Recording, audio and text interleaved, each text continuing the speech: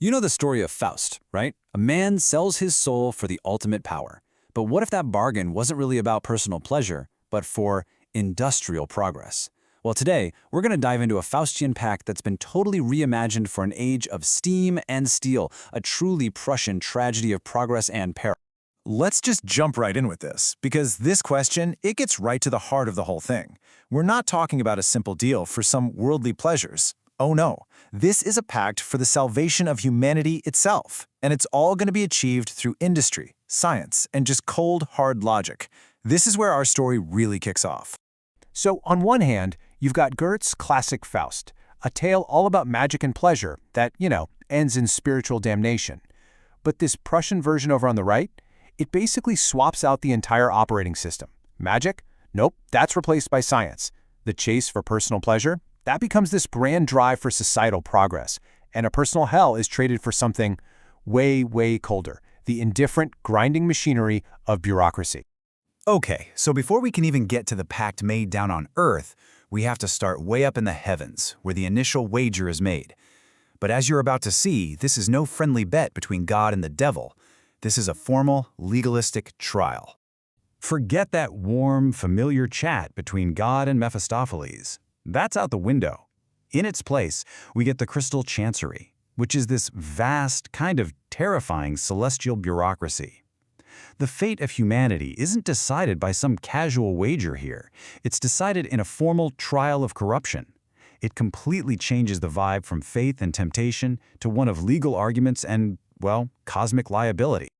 And check out this cast of characters. It's a total shakeup. Our main guy isn't Faust anymore. He's a scientist named Enoch. The Lord is now this silent, distant authority figure. And most importantly, the central fight isn't between God and the devil. Instead, we have a prosecutor, the angel Samyaza, facing off against a defense counsel, the archangel Michael. It's basically a celestial courtroom drama. And this gets us to the absolute core of this celestial trial.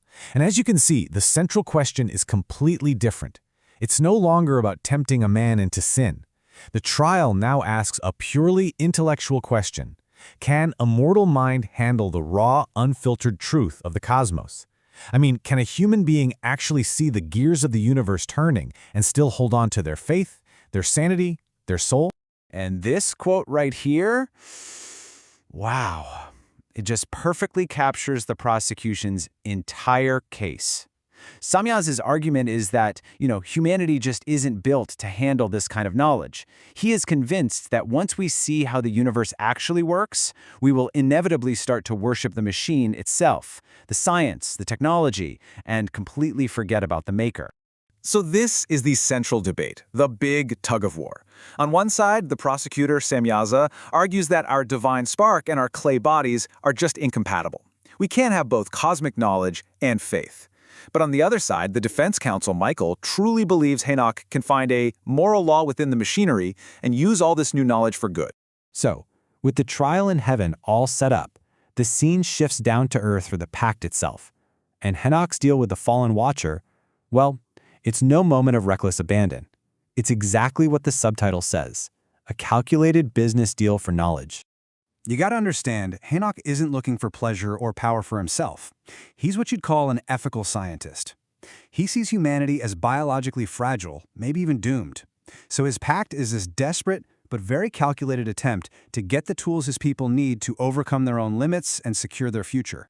So what does he get for his loyalty? He gets the keys to the stars. But this isn't some vague hocus-pocus magic. It's very specific, forbidden science. We're talking astronomy, metallurgy, and magic. And this is a direct, one-to-one metaphor for the exact technologies that were fueling the Industrial Revolution back in the 19th century.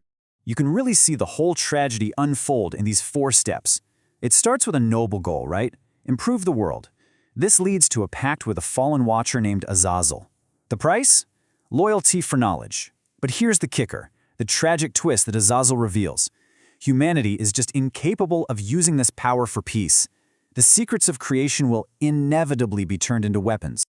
Okay, so you might be wondering, why go through all the trouble of reinventing Faust this way? Why turn a story about personal temptation into this cold, industrial tragedy? Well, the answer is that this whole story is an allegory. It's a thinly veiled critique of the Iron Age it was written in. This entire narrative, from that celestial trial all the way down to the scientific pact, is designed to be a mirror. It's a sharp, pointed critique of 19th century society, a society that was rapidly embracing industrialization and the cold, bureaucratic power of the Prussian state, a society that was really grappling with anxieties over fast-paced militarization and the dehumanizing force of the factory floor. All right, let's break this down. Let's decode the key symbols here. Samyaza, the prosecuting angel, he represents the modern industrialist who's prioritizing efficiency over morality. The Iron Heaven is a stand-in for the Prussian military headquarters. The silent supreme authority, that's the Kaiser. And even the Great Flood gets reframed. It's not a moral cleansing, but a cold, logistical purge. And the critique gets seriously dark, especially right here. Samyaza's desire to fix what he calls the biological error of man by creating a hybrid race, well, that directly mirrors the chilling logic of eugenics that was starting to emerge in the 19th century. It's all about optimizing the human machine, no matter what the moral cost. So, the pact is made, the allegory is crystal clear, which brings us to the final, crucial question. What is the tragic outcome of this whole experiment? What is the ultimate price of progress? And this right here is maybe the biggest shift from the classic story. The price of this pact isn't just one man's soul. The price is the destruction of the natural order itself. Enoch's well-intentioned deal unleashes forces that completely shatter the entire world. And just look at the fallout. It's a total catastrophe. Enoch's pact leads directly to the rise of the Nephilim, this aristocracy of iron, who go on to establish an atheistic tyranny and just dominate the world. And this horrifying outcome? Well, it proves that the celestial prosecutor, Samyaza, was right all along. At the end of the day, the defense's hope for a moral law within the machinery was just tragically misplaced. Given the keys to the universe, humanity didn't find enlightenment in the gears. They built a godless tyranny. It is the ultimate proof that knowledge without wisdom doesn't lead to salvation, it leads to domination.